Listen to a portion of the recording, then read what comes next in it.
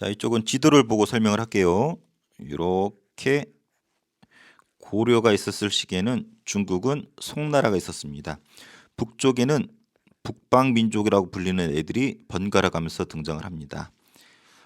중국 송나라, 중국의 오리지널 민족은 한족이라 불러요.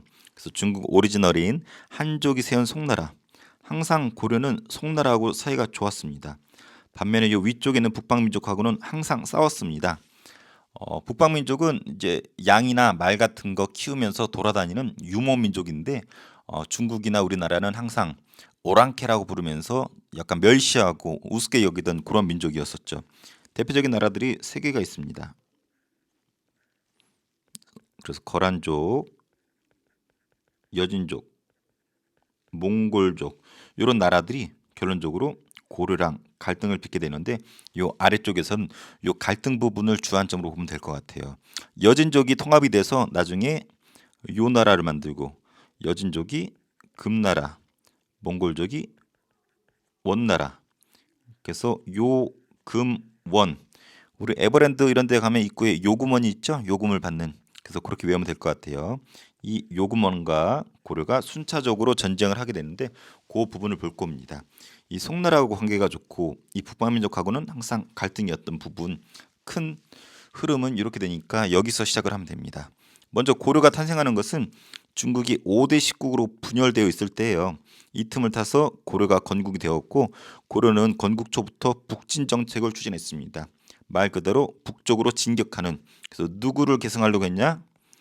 고구려를 계승하고자 고구려 옛 땅인 북쪽으로 진격하고자 했던 북진 정책을 추진했던 게 고려입니다. 그러다가 5대 10국을 뒤에 이제 송나라가 뒤이어서 통합된 국가로 등장을 하는데 송 건국 직후에는 고려가 송에 조공바치면서 친선 관계가 유지가 됩니다. 하지만 나중에 이제 거란이 세지면서 우리 고려가 거란한테 군신 관계를 약속하거든요. 군신한 말은 거란을 임금으로 모시고 우리가 신하되는 부분인데 요거 이후에는 거란족 눈치 보면서 송나라하고 이제 관계가 단절되기도 하지만 기본적으로 고려는 송나라하고 친하고 싶어 한다. 자, 거란족하고의 관계입니다. 거란은 고려 초 건국 초부터 발해를 멸망시킨 거란을 적대시했습니다. 예를 들어서 이제 발해를 무너뜨린 게 이제 거란족이잖아요.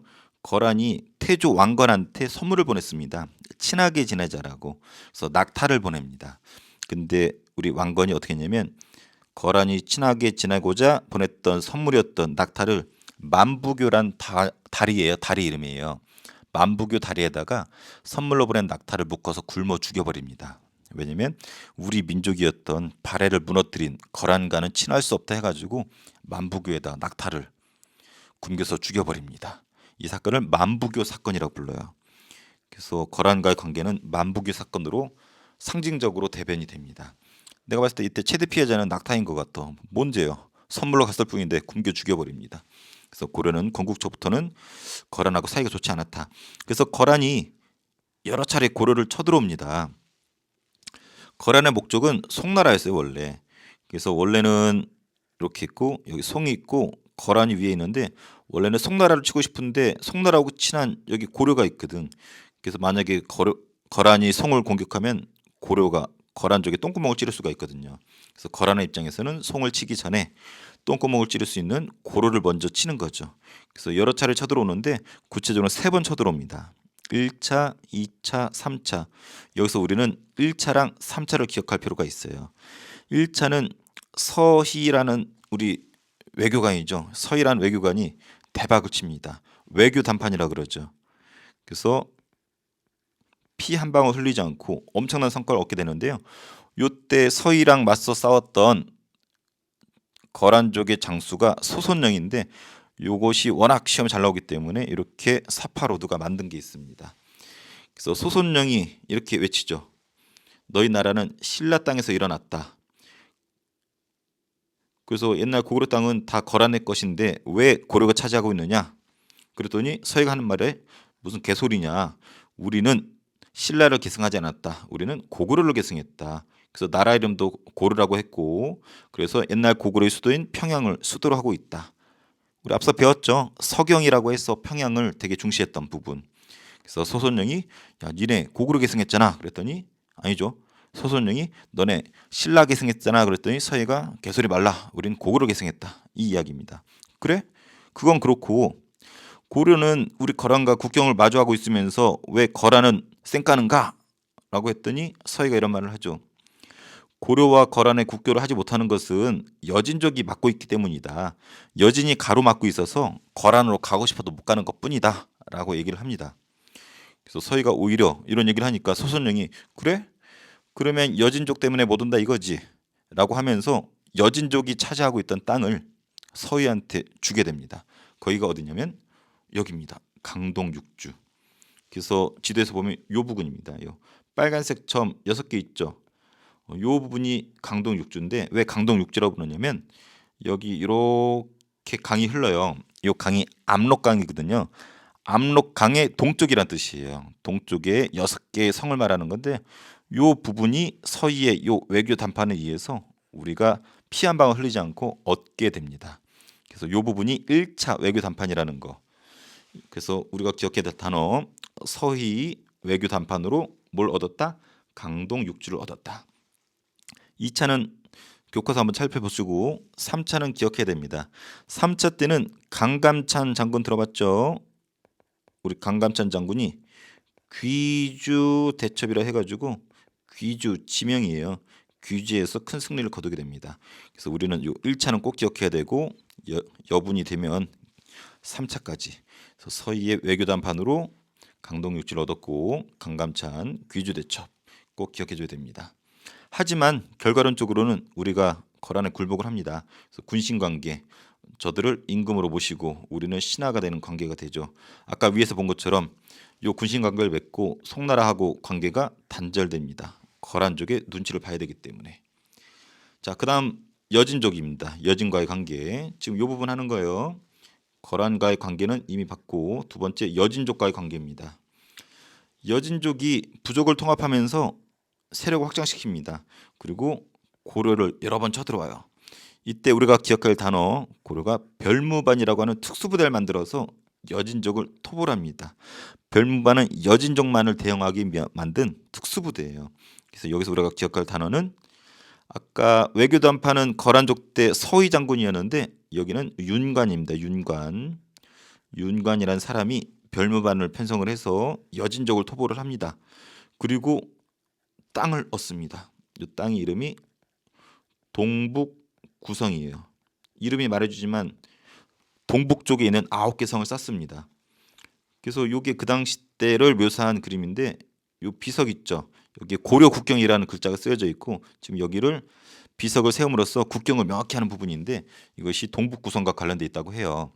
근데 이건 훗날 그려진 그림이고 동북구성은 지금 현재 정확한 위치는 학자들끼리 의견이 분분합니다. 몰라요 한마디로.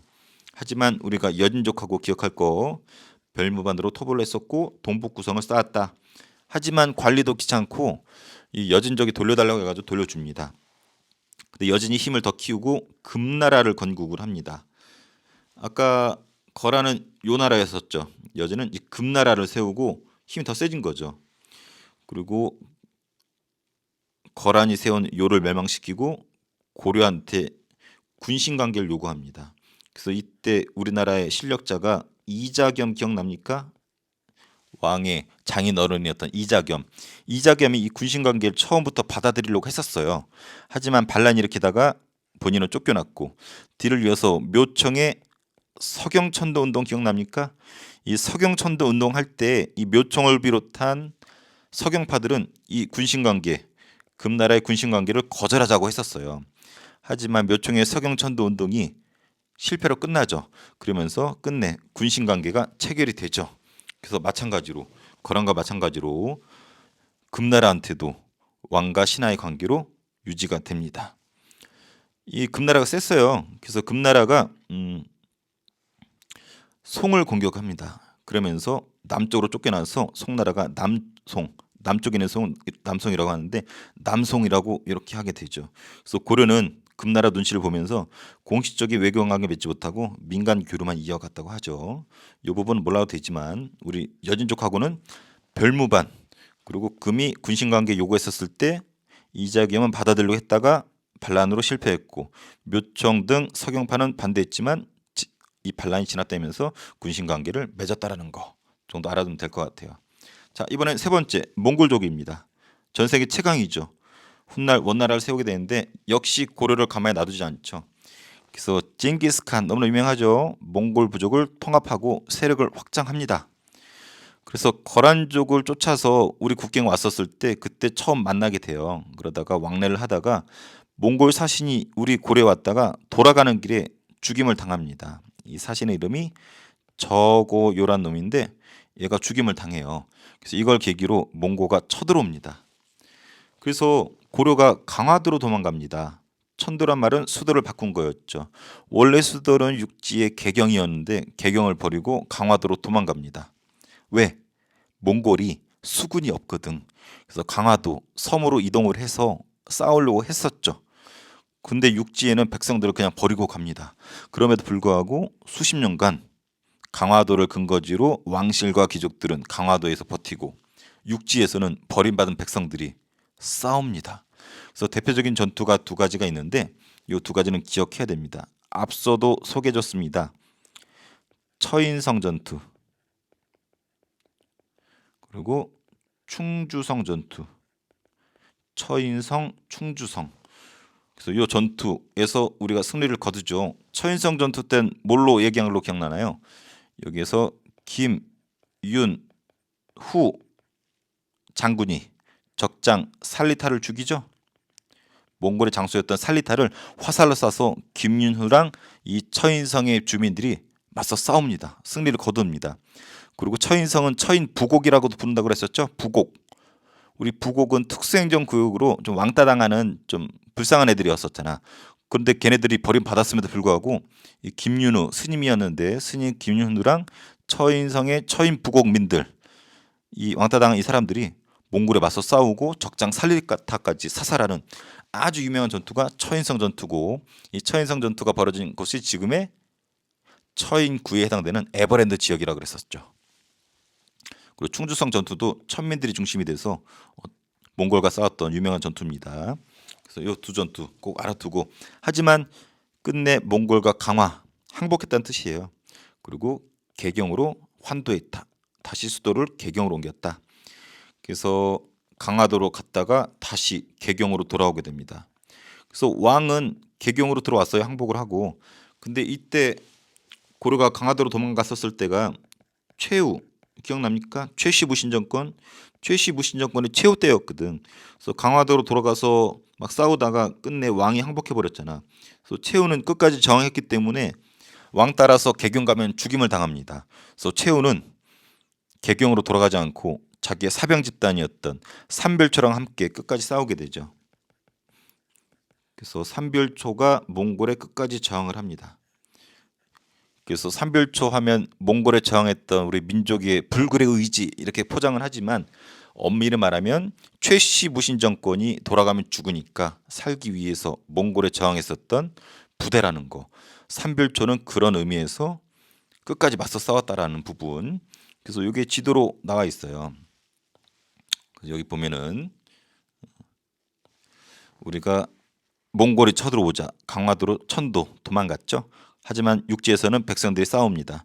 그래서 유명한 처인성 전투, 김윤후, 처인 부곡민들이 함께 살리타를 죽였다라는 거, 그리고 충주성 전투도 노비들이 중심돼서 몽골과 싸웠다라는 거, 이 두 전투 정도는 알아두고 하지만 끝내 왕이 항복하죠. 그래서 개경으로 환도 돌아갑니다. 하지만 누구는 최씨 무신 정권은 가면 모가지가 날아가니까 도망가죠.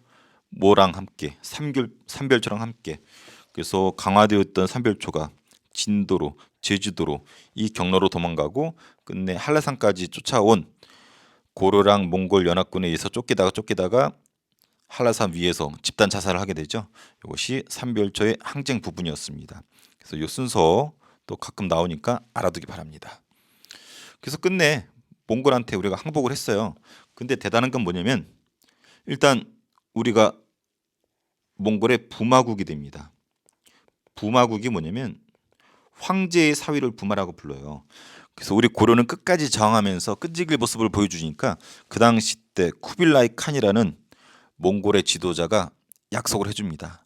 야, 너네 빨리 우리한테 항복하면은 너네 부마국 지위 유지해줄게.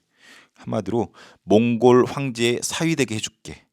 다른 말로 몽골 황제의 딸과 고려의 왕이 결혼이 계속 이어집니다. 그래서 우리는 몽골의 사위 국가가 되는 거야. 그래서 부마국이 돼가지고 직접 통치하지 않습니다. 몽골이 간접적으로 통치해주는, 한마디로 고려가 독자적으로 운영될 수 있는 기회를 줍니다. 그래서 고려는 부마국이라는 국왕의 지위랑 쿠빌라이 칸의 약속대로 자주성을 어느 정도 지켰지만 원나라, 몽골이 세운 원나라의 내정 간섭을 피할 수는 없었다. 그래서 최강대국이었던 몽골의 원나라한테 고려가 항복은 했지만 직접 통치 당하지는 않았다. 근데 이 몽골이 계속 갈 줄 알았는데 몽고가 약해집니다. 그리고 명나라로 교체가 되는 시기가 있었어요. 이때 중국에서 홍건적들이 반란을 일으킵니다. 한족이라고 돼 있죠. 중국의 오리지널 민족이었던 한족이 중심이 돼서 몽골족을 밀어내고 홍건적의 난을 일으키게 됩니다. 그래서 원나라가 약해져요. 이 틈을 타서 누가 등장한다? 명나라가 등장한다. 그래서 이것을 원명교체기라고 해요. 원명교체기. 원나라가 약해지고 한족이 명나라가 성장하던 시기다. 이 분위기를 잘 캐치한 사람이 공민왕. 그래서 이런 국제 정세를 활용해서 반원 정책을 펼칩니다. 원나라에 저항하는 정책, 반원, 원나라에 저항하는 정책.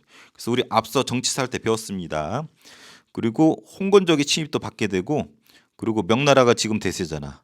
원나라는 약해지고 있고 명나라가 커지고 있잖아.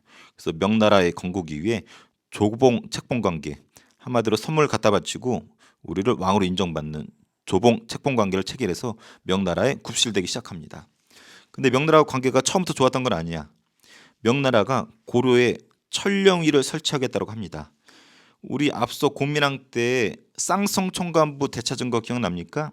요 부근이 쌍성총관부인데 요 보라색 지역, 여기 원래 공민왕 때 찾았거든. 근데 명나라가 이거를 돌려달라고 합니다. 다른 말로 여기에 천령위를 설치하겠다라고 통보를 합니다. 이 말은 쌍성총관부 돌려달라 이거요. 몽골이 차지했던 쌍성총관부 요 지역 공민왕 때 고려진에 다시 가져가는데 우리 이거 설치할 테니까 명나라 돌려줘라고 한 거죠. 돌려줄 수도 있지만 그 당시 때 왕이 반대합니다. 그 당시 때 왕이 누구냐면 우왕이에요. 우왕과 옆에 우왕의 장인 어른이었던 최영 장군이 있죠. 최영 장군이 요거에 반대합니다. 쌍성총관부 주기 싫다 이거죠. 그래서 요동 정벌을 주장합니다. 요동은 이렇게 강이 흐르면 요 강의 동쪽을 요동이라고 부르는데 여기를 공격하겠다고 하는 겁니다. 한마디로 명나라랑 전쟁하겠다. 그래서 군대를 보냅니다. 군대 책임자가 이성계. 이성계는 네 가지 이유를 들어서 반대했지만 왕이 시키는데 어떻게? 안 가면 반역으로 죽이니까. 그래서 가다가 아무리 봐도 이건 아닌 것 같아. 그래서 요 국경 요동 바로 앞에서 하필이면 비가 많이 와서 잠깐 대기하거든요. 그래서 위화도라고 하는 섬에서 대기하는데 비가 많이 오고 가봤자 죽을 것 같으니까 위화도에서 군대를 돌립니다. 회군. 이것을 위화도 회군이라고 해요. 그래서 어디로? 수도로 가게 되죠. 수도 개경으로 쳐들어갑니다. 원래 명나라를 공격해야 되는데 개경으로 돌아갑니다. 이것을 이성계의 위화도 회군이라고 하고, 이성계랑 뜻을 같이 한 사람들을 신진사대부라고 하죠. 그래서 얘네가 훗날 조선을 세우게 되고 명나라랑 전통적으로 친하게 지내게 되죠. 근데 조선이 생기기 전부터 이성계는 신진사대부랑 명예사대하기로 이렇게 결심을 합니다. 그래서 요 흐름 이해를 하고, 요것이 여기가 위화도예요.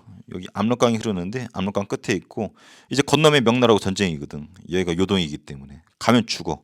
그러니까 이렇게 갔다가 이렇게 돌아오게 되죠. 그래서 개경을 쳐들어가서 신진사대부랑 고려를 망하게 하고 조선을 세운 이성계. 앞서 우리 배웠습니다. 그러면 우리 대외관계 지금 했는데 한 거 정리하고 문제풀이로 넘어가 볼게요. 앞서 정치사 이해했으면 여기는 되게 쉬워요. 자, 국제정세.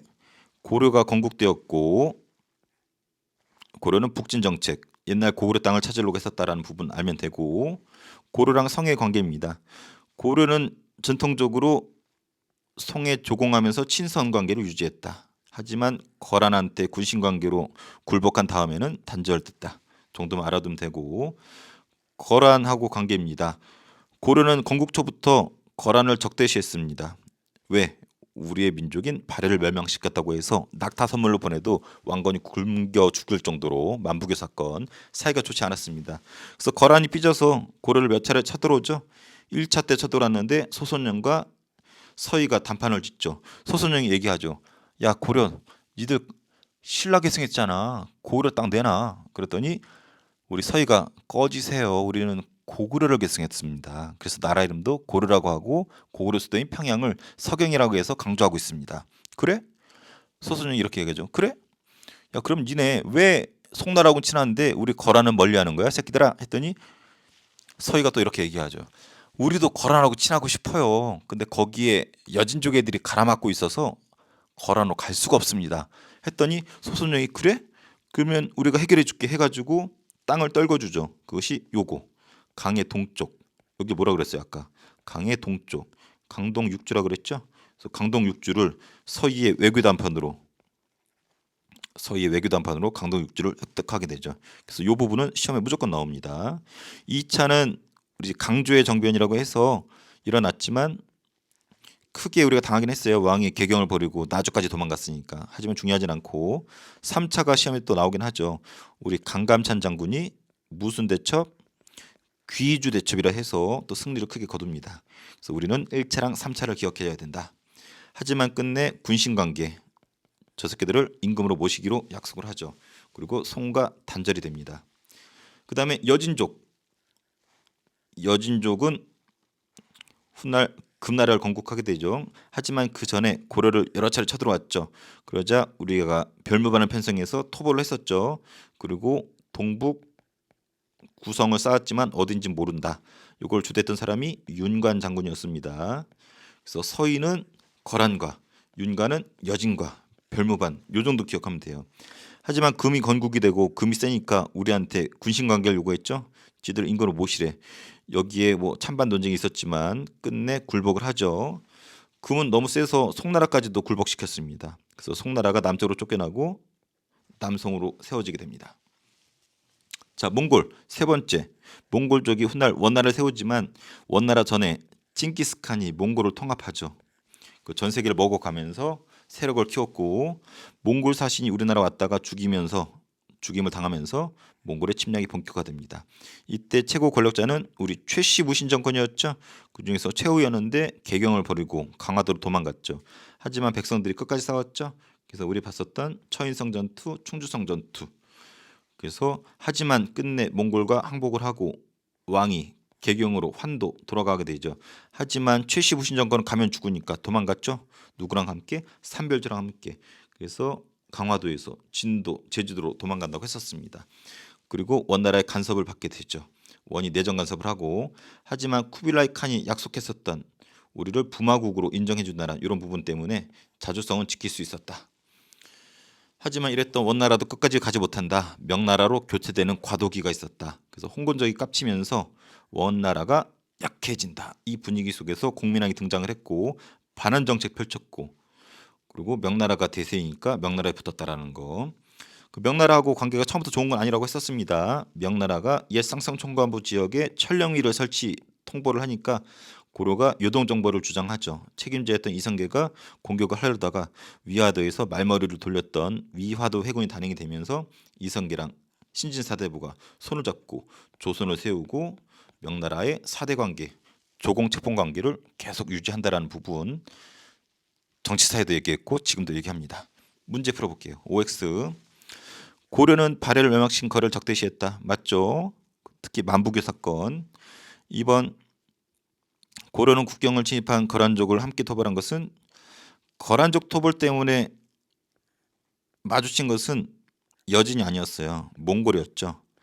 몽골과 고려가 처음 마주친 거 거란족을 토벌하다가 만났습니다. 그래서 여진이 아닙니다.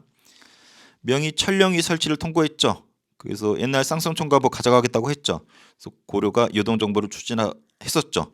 그래서 이성계가 갔다가 위화도 회군하는 거 맞습니다.